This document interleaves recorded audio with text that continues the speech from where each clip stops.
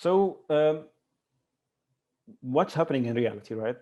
Why the picture is not that bright, and why there is always, conflicts and uncertainty, and I'm sure even you can see that in the poll results, and even in the questions, why we all have different perspectives. Okay, so the challenging and for adoption for a full orchestrated framework to do, agile service delivery and these kind of things, there are many things, but I chose 6 of them.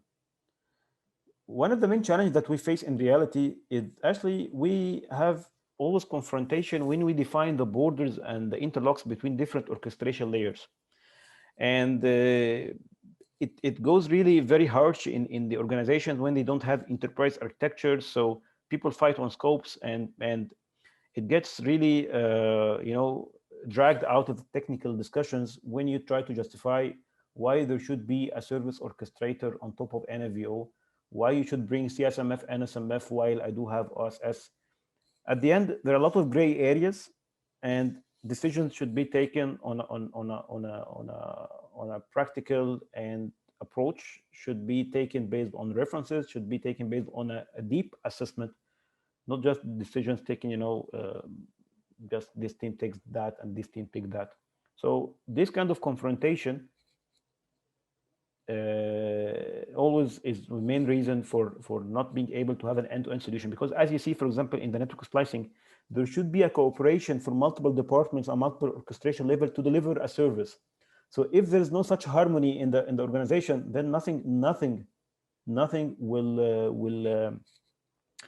will justify the investments done on the orchestrators, because you will not be able to deliver use case simply. Brownfield limitations, and that's something we people working with orchestration, they know that. Usually you come to deployments where they have some sort of silos or some sort of stacks, like silo stacks based on vendor X or vendor Y.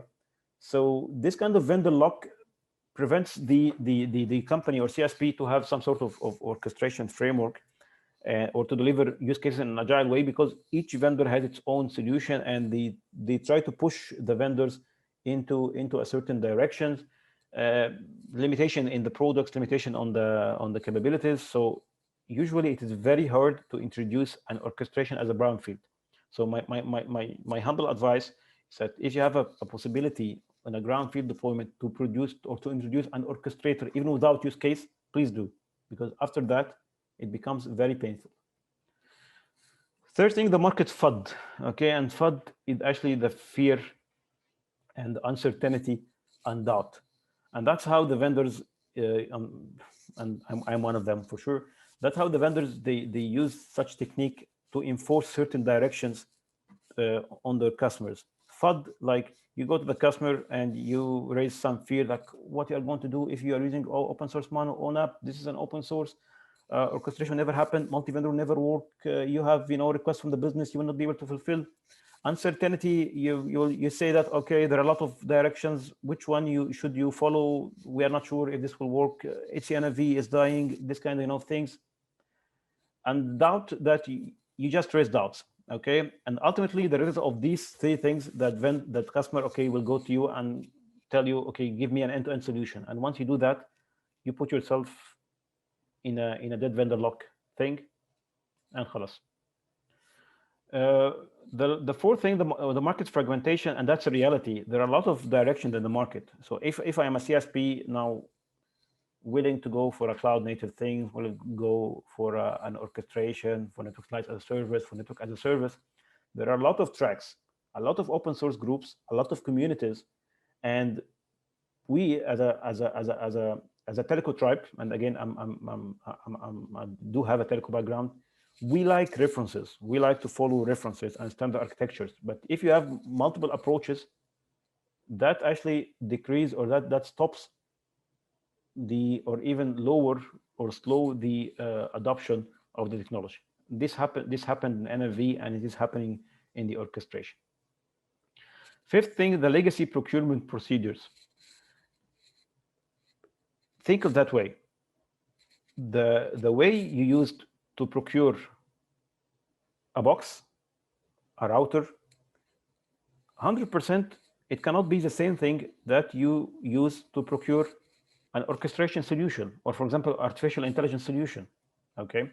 Because the way you do RFPs or RFX by having tons of requirements on a SOC and then asking vendors to say fully compliant or partially compliant or non-compliant, and then you do a price war at the end, that usually will bring you the same vendor that you have for the last years, because he knows and they know the process. But for the new technologies, it can't be like that.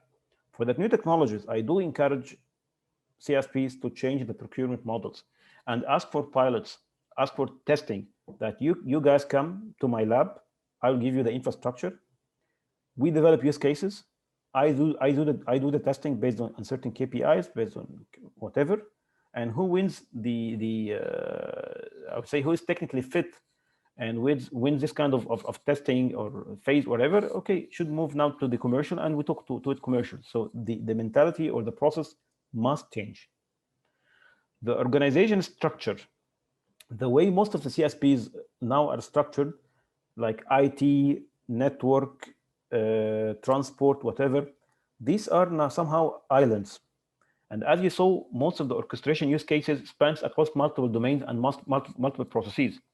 So this kind of organizations structure are always, I would say, the main obstacle, because everyone